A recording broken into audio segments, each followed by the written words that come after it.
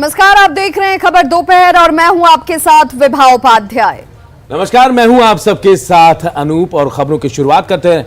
और सबसे पहले बात भागलपुर में पुलिस को मिली कामयाबी की। जी हां, भागलपुर में पुलिस को बड़ी कामयाबी मिली है। यहां से कुख्यात और बदमाश को गिरफ्तार किया गया। कपिल यादव इस बदमाश का नाम बताया जा रहा है, जिस पर 1 लाख रुपए का इनाम रखा गया था। कपिल यादव की गिरफ्तारी भागलपुर जो सांसद है अजय निषाद, उनके घर के पास से हुई है। अजय मंडल जो सांसद हैं जेडीयू के, भागलपुर से उनके घोगा स्थित आवास के बाहर से दबोचा गया है। कपिल यादव को बताया जा रहा है कि कपिल यादव फरार चल रहा था और सांसद से मिलने उनके आवास पर पहुंचा था, जहां पुलिस ने उसे पकड़ लिया। 11 जून को कपिल यादव ने छोटी खंजरपुर के हनी शाह के घर पर हमला किया था और उसके 3 भाइयों को गोली मारकर घायल कर दिया था। इसके बाद से पुलिस कपिल को तलाश रही थी। कपिल यादव पर जिले के अलग अलग थानों में कॉन्ट्रैक्ट किलिंग के साथ रंगदारी, आर्म्स एक्ट, डकैती समेत 22 आपराधिक मामले दर्ज हैं। इस मामले में जेडीयू सांसद ने कहा कि कपिल यादव उनके घर सांसद फंड से ठेकेदारी का काम मांगने आया था और उन्हें इस बात की जानकारी नहीं कि वो इतना बड़ा अपराधी था। लोग आए थे, उसी से मिलते गए। 4-5 आदमी थे, इनको पूछे आप कहाँ से आए, बताए हम कपिल यादव भथुरिया से। बताइए काम क्या है? तो मुझे मेरे भथुरिया ग्राम में 2 रोड डैमेज है, उसको सोचते हैं बना लेते हैं। उनसे कहा कि ये काम तो मुखिया का है, लेकिन नहीं सर, आप ही अपने फंड से दे दीजिए, 10-10 लाख का दोनों रोड बनेगा। इसलिए अभी हमारे पास फंड में पैसा नहीं है, इसलिए हम पैसा नहीं दे सकते। और आशीष हमारे सहयोगी इस खबर पर हमारे साथ फोन लाइन पर जुड़े हैं। आशीष, क्या वाकई सांसद साहब को जानकारी नहीं थी कि कपिल यादव 1 लाख का इनामी और इतना बड़ा बदमाश था? और कपिल यादव की हिम्मत देखिए, वो सांसद के घर पहुंच गया ठेकेदारी का काम लेने, जबकि वो फरार चल रहा था।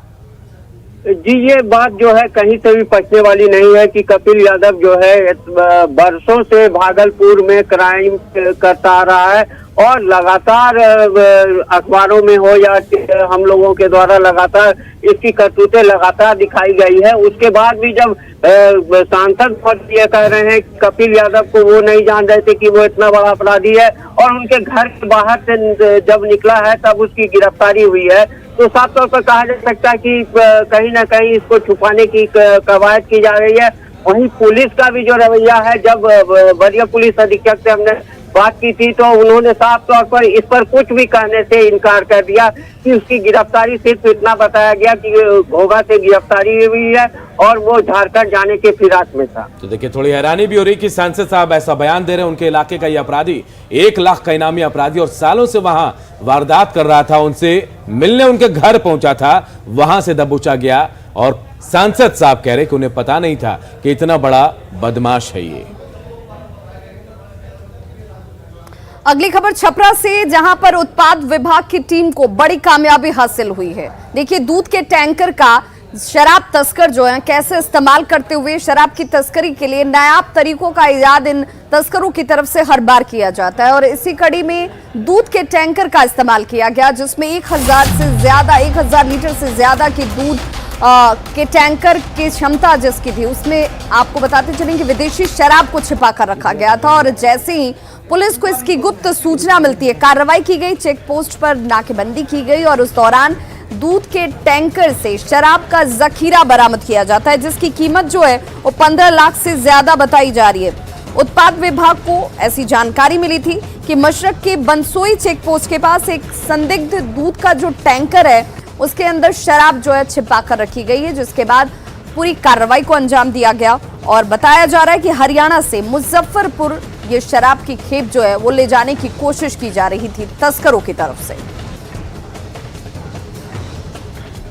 इसके पहले हम लोग 5 टैंकर पकड़ चुके हैं, जो कि जले हुए तेल वाला टैंकर था। तो इन लोगों ने मोड ऑफ ऑपरेंडी अपना चेंज कर दिया। चेंज करने के बाद ये दूध के टैंकर में HR 73 2459 ये का जो टैंकर था, इसको दिन में बंसोई चेक पोस्ट पर इसको रोका गया। तो इन दोनों ड्राइवर और खलासी का जो था एक्टिविटी, उससे पता लग गया कि शक हुआ कि भाई इसमें शराब है। उनसे पूछताछ की गई तो शराब इसमें बरामद हुआ। उसके बाद इन लोगों को लेकर के यहाँ पर छपरा लाया गया। इधर मुजफ्फरपुर से खबर आई, जहां एक शख्स की पीट कर गला दबाकर हत्या की गई है। शख्स का नाम गंगा शाह बताया जा रहा है और गंगा शाह का शव जो है एक स्कूल के बागीचे से मिला है।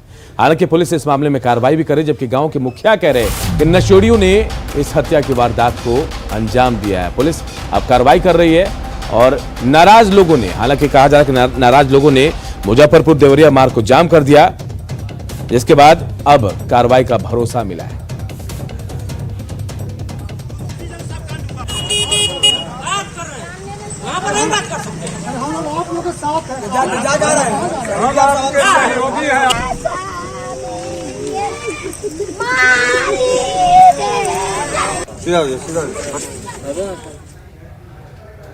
और देखिए, आज से उत्तर प्रदेश की योगी सरकार जो है वो जनसंख्या नियंत्रण को लेकर कानून लाने जा रही है और इसके साथ ही अब इस पर सियासत भी बेहद तेज होती हुई बिहार में जेडीयू एमएलसी जो हैं खालिद अनवर, उन्होंने इस पर कड़ा एतराज जाहिर किया। उन्होंने कहा कि एक तरह से इसे पोलराइजेशन के तौर पर देखा जाना चाहिए, समझा जाना चाहिए, क्योंकि ये एक खास तौर पर धर्म के खिलाफ माहौल बनाने की कोशिश की जा रही है।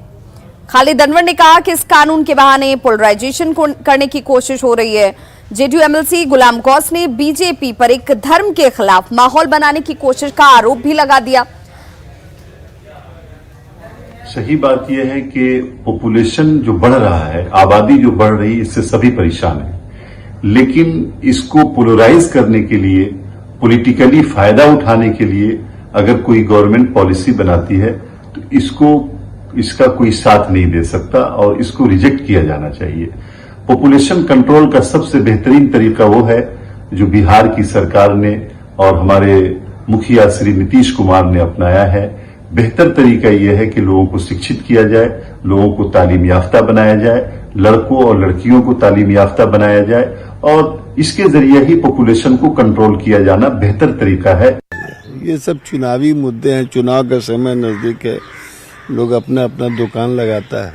अब कुछ लोग का काम यही है कि एक संप्रदाय विशेष के उन्माद को भड़काया जाए ताकि वोट का पोलराइजेशन हो जाए। तेजी से बढ़ती जनसंख्या को नियंत्रित करने के लिए कई राज्यों ने अपने स्तर से कानून बनाया है।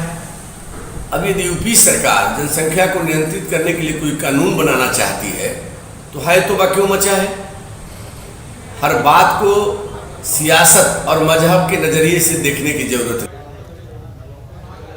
और अब बात मधुबनी की। हम आपको मधुबनी की एक इलाके की तस्वीर आपको दिखाते हैं, जिसे देखकर आप भी हैरान हो जाएंगे और सोच में पड़ जाएंगे कि लोग यहां से कैसे निकल रहे होंगे।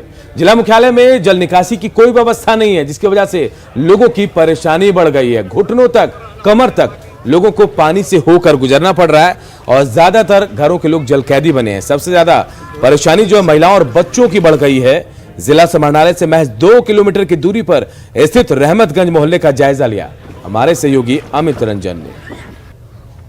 मधुबनी जिले में फिलहाल बाढ़ से लोगों को राहत मिली हुई है। अभी नदियों का जल स्तर सामान्य है, लेकिन यहाँ जल निकासी की व्यवस्था नहीं होने के चलते बारिश के कारण ही लोगों की परेशानी काफ़ी बढ़ गई है। ज़्यादातर ग्रामीण इलाकों की बात तो दूर, जो शहर में जो जिला मुख्यालय है, जो जिला मुख्यालय मधुबनी में, यहाँ पे जो ये आपको जो तस्वीर दिखा रहे हैं, ये अभी रहमतगंज एक जो कॉलोनी है ये जिला मुख्यालय में, वहाँ की ये तस्वीर है। यहाँ इस कॉलोनी में लगभग 700 की आबादी है और यहाँ पिछले 15 दिन से यहाँ लगभग लोग जो यहाँ के जो बासिंदे हैं घुटने भर पानी में, महिला पुरुष बुजुर्ग सभी किसी तरह से घर से निकलने को मजबूर हैं। लोगों का कहना है कि यहाँ इस इलाके में जल निकासी की कोई व्यवस्था नहीं है। पहले यहाँ जैसे मेन रोड जो सामने है वहाँ एक नाला हुआ करता था जहाँ से पानी निकलता था, लेकिन वहाँ वो नाला भी अब बंद कर दिया गया है। ऐसे में इस कॉलोनी के पीछे पश्चिम साइड रेलवे लाइन है और ये सामने पूरब की तरफ और दक्षिण की तरफ सड़क बन जाने के कारण ये पूरा इलाका घिर चुका है। ऐसे में थोड़ी भी बारिश होने पे इस इलाके में सड़कों पे और घरों के अंदर भी पानी घुस जाता है। यहाँ जो हमारे साथ कुछ महिलाएं हैं, ये जैसे क्या आप लोग मतलब कैसे घर से कैसे निकल पाते हैं? निकल नहीं पाते हैं, हम लोग का बच्चा भूख मरता है, लेकिन क्या कर सकते हैं, किसको कहेंगे। यही लिए कोई किसी आता है घींच करके ले जाता है, कोई सुनता थोड़ी है। आप ही लोग आए नहीं दे रहा है। नसीमा खातून। क्या मतलब ऐसे कब से है ये स्थिति? 1-1.5 महीना दिन से। हाँ 1 महीना। ये जैसे आप क्या नाम है? हाँ शकीला खातून। तो शकीला जी कैसे यहाँ पे मतलब हमेशा बारिश हाँ, बारिश में बहुत मुसीबत काटे छी हम सब, कहाँ जेबे, वही पानी में हेले छिए, डूबे छिए, बच्चा सब डूब गेल ग, बच्चा सबके बुरा हाल बनल है, सियान के बुरा हाल बनल है। ये यहाँ जो स्थानीय निवासी हैं इनका आक्रोश आप साफ देख सकते हैं। लगभग पिछले महीने भर से ये लोग यहाँ घुटने भर पानी में जीने को मजबूर हैं और कॉलोनी में जल निकासी की व्यवस्था नहीं होने के कारण यहाँ ये स्थिति उत्पन्न हुई है। लोगों का कहना है कि यहाँ जिला मुख्यालय में आला अधिकारियों के पास भी और यहाँ के जो स्थानीय जनप्रतिनिधि हैं, चाहे सांसद हों, विधायक हो, हर जगह इन लोगों ने गुहार लगाया, लेकिन यहाँ ये समस्या पिछले 3 साल से लगभग हर साल यहाँ बारिश में यही स्थिति रहती है। ऐसे में लोगों का यहाँ जीना मुहाल हो गया है। अमित रंजन, न्यूज 18 मधुबनी। और अब बात जल जमाव के बाद या यूं कहें कि बाढ़ के बाद हादसों की। जी हाँ, मधेपुरा की तस्वीर आपको दिखाने जा रहे हैं जो आपको परेशान कर सकती है, क्योंकि यहाँ पर अलग अलग जगहों पर 3 बच्चों की डूबने की वजह से मौत हो गई है। बच्चे अपने घर से बाहर खेलने के लिए बाहर निकले हुए थे, लेकिन इसी दौरान हादसे का शिकार हो जाते हैं। अलग अलग जगहों पर डूबने की वजह से 3 बच्चों की मौत हुई है। मुरलीगंज नगर पंचायत के वार्ड संख्या 13 की बात करें तो यहाँ 11 साल के बच्चे की मौत बेंगा नदी में डूबने की वजह से हो गई। बताया जा रहा है कि सभी बच्चे जो हैं साथियों के साथ क्रिकेट खेल रहे थे और इसी दौरान नदी में गिर गए। डूबने से उस बच्चे की जान चली जाती है। धड़ौल में भी इसी तरह का एक हादसा हुआ, जहां पर वार्ड संख्या 8 में पानी से भरे गड्ढे में एक बच्ची जो है वो डूब जाती है। बच्ची का पांव फिसला और बताया जा रहा है कि वो इस नदी में गिर गई। चौसा थाना क्षेत्र से भी खबर आई, जहां पर फुलौद पश्चिमी पंचायत में नदी से एक लड़के के शव को बरामद किया गया और इसी तरह से मधेपुरा के अलग अलग जगहों से 3 बच्चों की मौत की दुखद खबर जो है वो सामने आ रही है। और देखिए, आम लोगों के अलावा सरकारी विभाग और सरकारी विभाग में काम करने वाले आदमी भी जल जमाव से परेशान हैं। छपरा की तस्वीर हम आपको दिखाते हैं, जहां उत्पाद विभाग का माल खाना और हाजत जो है पानी में डूब गया है और यहां जो काम करने वाले कर्मचारी हैं बेहद परेशानियों का सामना करना पड़ रहा है इनको। देखिए तस्वीरें गांधी चौक के पास स्थित उत्पाद विभाग के हाजत की तस्वीरें हैं, जहां बारिश के बाद से ही पानी घुसा हुआ है और ऐसी ही हालत में सिपाही और कर्मचारी यहां काम करने को मजबूर हैं। इस हालात का जायजा लिया हमारे सहयोगी संतोष गुप्ता ने। लगातार हो रही बारिश के कारण छपरा के कई इलाके जलमग्न हो गए हैं, लेकिन सबसे अधिक परेशानी हो रही है यहाँ उत्पाद विभाग के दफ्तर के कार्यकर्ताओं को। जो पुलिसकर्मी है वो एक काफ़ी परेशान है। आप देख सकते हैं कि ये जो नज़ारा है ये उत्पाद विभाग के जो हाजत है वहाँ का है और ये पूरा पानी लगा हुआ है। आप अंदर में भी हम दिखाएंगे कि किस तरह से यहाँ समस्याएं हैं लोगों को। आप देख सकते हैं कि पूरा ये जो अंदर का इलाका है, कमरे है, हाजत है, ये तमाम जगह पानी भर चुका है। हम बात करते हैं यहाँ से, क्या नाम है आपका? संजय कुमार चौधरी। कृष्ण जी की क्या स्थिति है यहाँ पे, किस तरह से आप लोग काम करते हैं? पानी में हिल के पानी में हिल कहाँ कहाँ पानी लगा हुआ? पूरा में पानी लगा हुआ। मैं बताना अंदर हाजत वगैरह सब में है, सब में पानी लगा हुआ। तो दिक्कत क्या होती है? दिक्कत इसलिए होती है कि पानी में काम करना पड़ता है।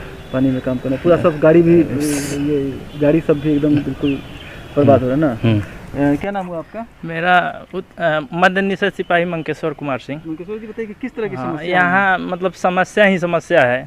सर्वप्रथम आप देख रहे हैं कि पूरा जगह पानी से उत्प्लावित है और मालखाना में भी पूरा रखने का जगह नहीं है और सारे कार्टून वगैरह गल गए हैं। मतलब कोई उचित व्यवस्था नहीं है प्रशासन की तरफ से। हाँ, जो और आप देख सकते हैं कितना परेशानी से गाड़ी खड़ा किया गया है। परिश्रम भी जिससे कराया जाएगा काफ़ी ही मतलब विकट स्थिति में करेगा। तो आप देख सकते हैं कितना हार्डशिप हम लोग फॉलो कर रहे हैं। दिक्कत है? हाँ, दिक्कत है। माननीय प्रधान ये डीएम साहब को इस पर कुछ देखना चाहिए, एक्शन लेना चाहिए। क्या नाम है आपका? मंकेश्वर कुमार सिंह। मध्य लगातार यहाँ के जो सिपाही है, कांस्टेबल है, जो अधिकारी है, लगातार मांग कर रहे हैं कि इस व्यवस्था से इन्हें बाहर निकाला जाए ताकि ये लोग काम थोड़ा अच्छे माहौल में कर सके। लेकिन आप देख सकते हैं मेरे ठीक पीछे आप देख सकते हैं तमाम गाड़ियाँ जो हैं ये सड़ रही है। यहाँ पे ये जब्त गाड़ियाँ हैं जो उत्पाद एक्ट के तहत में जब्त की गई है। इनकी सुरक्षा की जिम्मेवारी इनके ऊपर है। अंदर में शराब रखा हुआ है, हाजत है, ये तमाम जगह जो है तैर रहे हैं कहीं ना कहीं और ये तमाम लोग है जल कैदी की ज़िंदगी व्यतीत कर रहे हैं। जो लोग शराब तस्करी के मामले में लोगों को पकड़ते हैं, इनकी हालत अब जल कैदी जैसी हो गई है और ये लोग काफी परेशान है और राहत की मांग कर रहे हैं। संतोष गुप्ता, न्यूज़ 18 छपरा। और देखिए अब आपको कटाव की वो तस्वीरें दिखा रहे हैं जो लोगों को डराती हैं, परेशान करती हैं। और इस तरह की तस्वीरें आजकल बिहार में तमाम बहुत सारे ऐसे जिले हैं जहां पर आम हो चुकी हैं, लेकिन इनकी परेशानी का जायजा जो हमारे सहयोगी ने वहां पर पहुंच कर लिया, उसे देखकर आपको भी ये सोचने पर मजबूर होना पड़ेगा कि क्या सचमुच ऐसे हालात हैं। देखिए कटाव की वजह से जो बांसी नदी है बगहा के मधुबन प्रखंड के बैरा बिनटोली गांव के पास तेजी से कटाव कर रही है और कटाव इतनी तेज है कि इसकी वजह से अब सरकारी स्कूल जो है वो भी बहुत जल्द इस कटाव की जद में आ जाए तो कोई आश्चर्य नहीं होना चाहिए। बस 100 मीटर की दूरी जो है वही बची है कटाव को लेकर।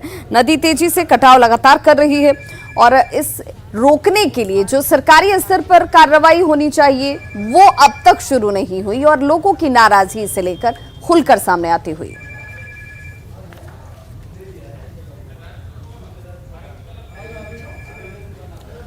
और बास रोहतास के गैर प्रखंड के उस गांव के जहां आज तक सड़क ही नहीं बनी और बरसात में इनकी परेशानी इतनी ज्यादा बढ़ जाती है कि लोग बेबस हो जाते हैं। थक हार कर जब अब तमाम लोगों से गुहार लगाई गई और जब उनकी कहीं सुनवाई नहीं हुई तो इन लोगों ने खुद ही सड़क बनाने का काम लिया और उसके बाद इन्होंने सड़क को ठीक किया।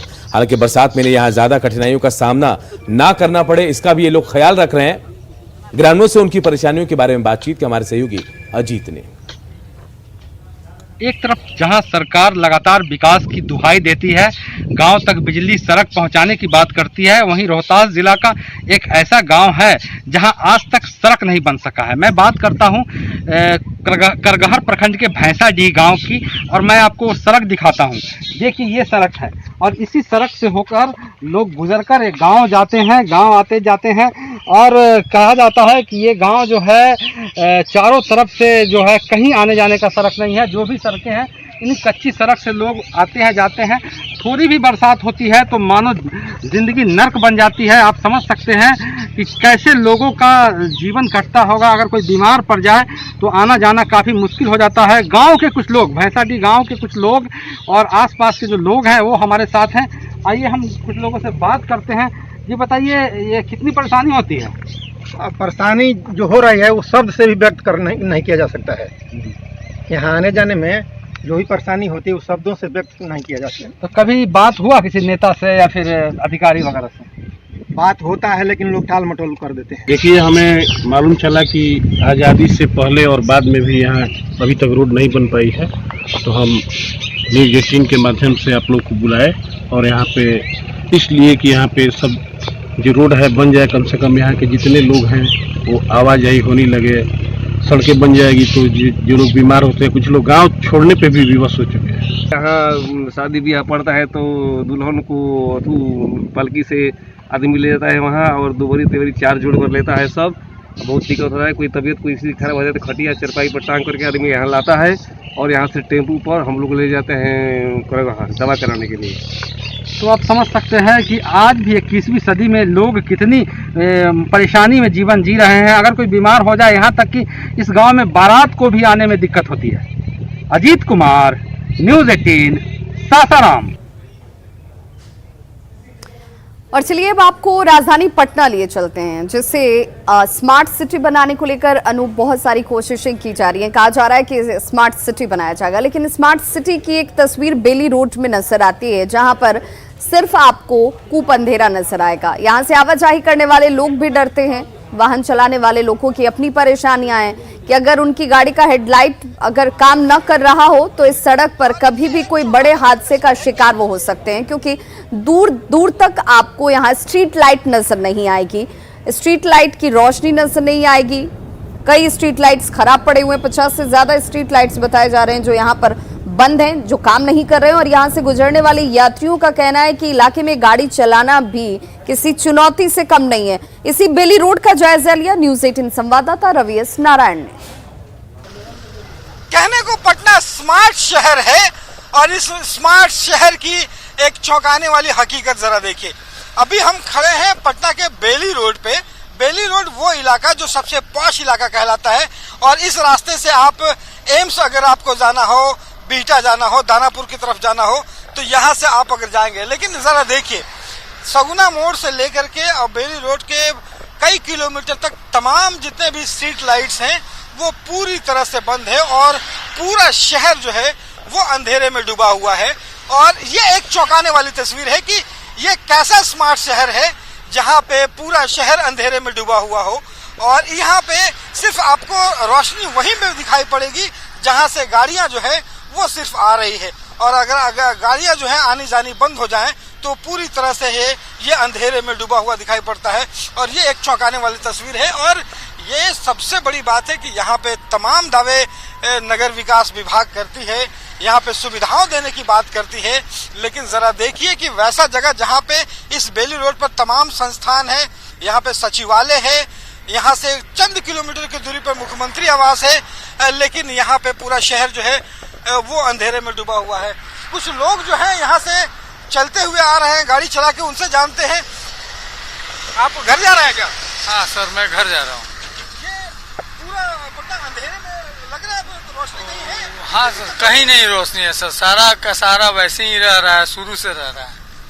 कितना चलने में डर भी लग रहा है? हाँ, बहुत डर लग रहा है सर। डर तो ऐसा लग रहा है कि क्या बताएं, गाड़ी कहीं स्ट्रीट लाइट नहीं है सर, गाड़ी का लाइट अगर मेरा खराब हो जाए तो कहीं भी एक्सीडेंट हो सकता है। पटना जैसे स्मार्ट शहर में अंधेरे में डूबा हुआ कैसा लगता है? सर पटना स्मार्ट सर कभी हो ही नहीं सकता। यहाँ की सरकार ऐसी व्यवस्था नहीं की है कि जो स्मार्ट शहर में तब्दील हो जाए। ना कन्वर्जन टाइप के कोई, ना लैंड एक्ट है, कुछ भी नहीं है सर, यहाँ कुछ भी नहीं, खत्म है। तो देखिए लोग जो हैं वो कितने परेशान हैं, जो गाड़ियां से चला करके आ रहे हैं, उन्हें डर लग रहा है कि अगर स्ट्रीट लाइट बढ़िया से नहीं जल रहा हो तो दुर्घटना भी हो सकती है। जरूरत इस बात की है कि विभाग ध्यान दे, सिर्फ कागजों पे शहर स्मार्ट ना हो बल्कि यहाँ पे सुविधाएं भी मुहैया हो। कैमरा पर्सन मनीष जुनेजा के साथ रवि एस नारायण, न्यूज़ 18 पटना। और अब बात बाघिन की खौफ की, तो बगहा के टाइगर रिजर्व से निकलकर एक बाघिन जो है रिहायशी इलाके में पहुंच गए, जिससे पूरा इलाके के जो लोग हैं वो डरे सहमे हैं। बताया जा रहा कि जो बाघिन है इसने एक शख्स को अपना शिकार भी बना लिया जो रामनगर के बरवा का रहने वाला था। पूरे इलाके के लोग डरे सहमे हैं। अब माइकिंग के जरिए लोगों को आगाह किया जा रहा है, सावधान किया जा रहा है। हालांकि रेस्क्यू के लिए 2 टीमों का गठन किया गया है। वन विभाग पूरी मुस्तैदी के साथ बाघिन के रेस्क्यू में लगा है और जानकारी यह भी मिल रही कि बाघिन जो है गन्ने के खेत में शरण लिए हुए है।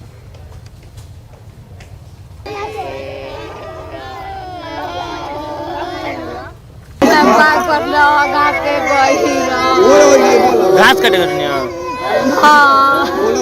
बाघ मरल सर। हाँ, बाघ मरला। का नाम पड़ी वहाँ का? नाम बतावा। बांका नाम है। बांका माझी। शहर बता दो। आयरलैंड घास कटम करके बाघ मार दिया। कौन, किस गांव की बात है? सराई बरवा के। कब ये घटना है? 2 बजे के। वो बाघिन निकलकर गन्ने खेत में आ गई थी, तो तुरंत हम लोगों ने, हमारी जो रेस्क्यू टीम है विद रेस्क्यू वैन और इस सारी व्यवस्था के साथ उसका हम लोगों ने उस गन्ने के खेत को चारों तरफ से घेरा है और हम लोग कोशिश कर रहे हैं। प्रयास हमारा पहले ही रहता है कि बाघिन को सकुशल जंगल के क्षेत्र में उसको वापस उसको कर दिया जाए। तो खबरों का सिलसिला लगातार जारी है, आप देखते रहिए न्यूज़ 18 बिहार झारखंड।